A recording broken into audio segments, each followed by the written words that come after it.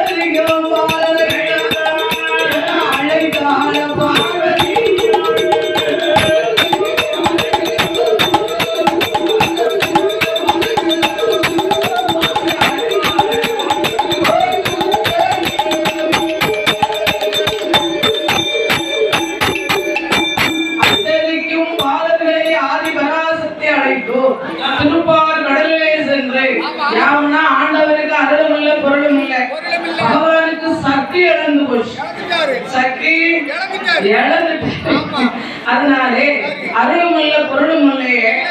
அப்புறம் உங்கள யாருக்கும் அருள் வரணும்னு சொன்னா இந்த கடை எங்கேயா இருக்கு, வரணும்னா என்ன செய்யணும்?